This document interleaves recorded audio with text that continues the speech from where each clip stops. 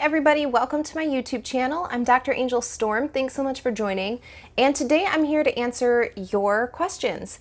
And you have written to me, and you asked if you can become a narcissist once you've experienced narcissistic abuse.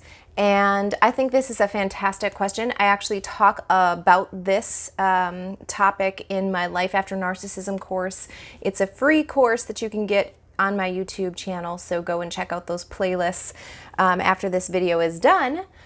Actually, so you can, this is not as black and white as it might seem. So of course, when we talk about narcissism, typically we talk about traits of a narcissist. This can be somebody who is not diagnosed with NPD, narcissistic personality disorder, or any other cluster B personality disorder. So you can have narcissistic traits and narcissistic tendencies that come across to somebody as seeming very narcissistic and not be diagnosed with NPD or any other cluster B personality disorder. So I think that that is, first of all, the thing to realize. You could have been dealing with somebody who had very strong narcissistic traits, but who necessarily wasn't a narcissist. And so when we look at it that way, we know that we all have narcissistic tendencies, and that through self-awareness, we train ourselves to not always act on our impulses, to not always go and do what seems natural to us, or to just want to get ahead in some way because it seems like manipulation or control or whatever is the easiest way to get what we ultimately want. We try to become better people and becoming better at allowing people the autonomy and the sovereignty that they deserve as well. And so when you're around a narcissist, though, you can experience such trauma that you develop very strong traits that are there just as survival mechanisms. And so for a lot of people, for example, lying may seem like the most natural thing to do. And I talk about this a lot in my Life After Narcissism course about not becoming the thing that you have hated.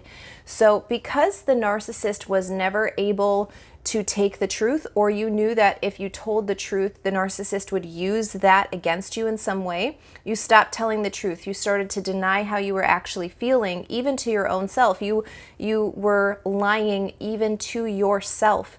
And so recognizing that there may be some things that aren't beneficial for you as a person, as an individual, but also as somebody who's trying to make connections and form relationships with other people.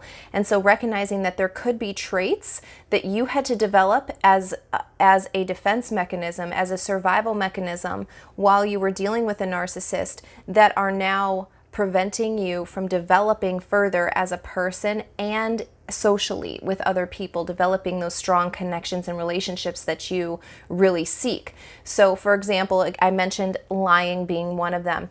Another trait that you might develop that is very similar to some of the things that you may have experienced with a narcissist is anger or rage.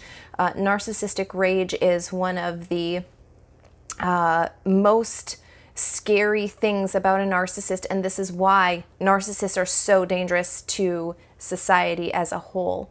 And you might feel like you have been so let down, you have been so abused, you're just so sick of the situation that you start developing a lot of these tendencies to outburst at people, to not be able to control your emotions. You're angry. You find release through smashing things, through destroying property, whether it's yours or somebody else's. And so there are traits that you could have picked up because of the abuse that is similar to the narcissist's behavior or the narcissist's personality. And again, I talk a lot about this in my Life After Narcissism course about how to identify those things and to not become the things that you have hated. It's not that you want to lie. It's not that you want to feel the rage or whatever tendencies you may be exhibiting right now. It's that you had to develop such strong survival skills in order to survive that period of time that you were with a narcissist. And now you're recognizing, I really believe that this person who asked me this question on Quora was really recognizing in themselves, there's some things happening to me that line up very closely with the narcissist, and they just want to know, am I the narcissist, right? Has this whole thing just been in my head? And so it's really important to kind of break apart what we call narcissism, or what we call narcissistic tendencies or narcissistic traits or narcissistic behavior, and understand that everybody has those traits and those characteristics. And it's through self-awareness and self-development that we start learning how to control those things and how to change that energy into a more constructive energy instead of a destructive force that just takes from other people and ultimately just builds a facade of a life. It's not actually real. It's not actually genuine. And so I think that understanding that these things are all components of what you have gone through and have experienced, and that there are stages or phases of recovery is really important. And recognizing the fact that, okay, there's some things happening in me that I don't like, that I want to change because it too closely resembles my experience with the narcissist. That's so good. That is showing that you have real self-awareness, that you are intelligent enough emotionally to be able to say, these things I don't like about myself, and I want to change these things. I want to be completely healed from this experience that I've gone through so that I don't cause more trauma to my own self or to other people as well. Okay, so I hope I've answered the question about, can I become the narcissist? I've experienced the abuse for so long, I'm afraid I'm the narcissist now. I hope that you have gotten that settled. I want to really quickly talk about what to do if you do identify the fact that you're exhibiting some of the traits that lined up very closely with the narcissist and his behavior or her behavior in your experience, and what to kind of do once you start discovering that. And I have a whole training, a little quick training on this in my Instagram stories. I'm going to post the link for that in this video. So check that out in the description. You can take that training. But the first thing is to not try to push it away. You don't maybe want to feel the anger. You maybe don't want to feel like you're a liar. And that can be very uncomfortable when you recognize the fact that there are these things that you are doing, that you are saying, that you are living, that you don't want to be doing or saying or living. So first of all, sit with it and accept it. I am doing these destructive behaviors. Recognize it, own it, literally like embrace it. If you could put a hug around that trait, whether it's lying or rage or whatever you're experiencing, it sounds like a terrible thing that you don't want to embrace it, but actually sitting with it, recognizing it and accepting it will weaken its hold over you. So recognizing that you have it, sit with it, accept it. The next thing is start asking yourself why you're doing these things. Why did I feel the need to lie about something that was so small that had no bearing on anything? When you start asking yourself why, and do this 5 times so that you can really get down to the root. So for example, why did I feel like I needed to lie? It was instinct. Okay, why was it instinct? Because for 2 years while I was with the narcissist, I couldn't be who I truly was. Okay, why was that? So you see the pattern that you need to go through 5 times. And continue to do this. Every time you catch yourself having a fit or finding yourself that you're denying a part of who you are, or that you're lying to cover up a part of who you are, or that you're worried that people won't accept you for who you are, ask yourself these questions 5 times. Why? And what you're going to start to recognize is these roots of abuse that you have suffered, and even to the point of rewriting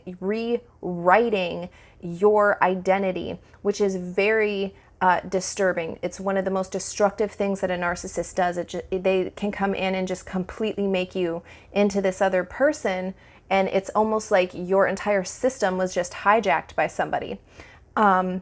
I talk about narcissists being energy vampires a lot in my videos, and this is one of the main reasons why they have the ability to just come in and suck all of the power, all of the energy from other people. So once you have gotten down to the root, really honor the trial that you have gone through. Really recognize what you have been through and stop trying to deny it. Don't feel like you're less than for having gone through that. You know, recognize that that experience is going to shape who you are.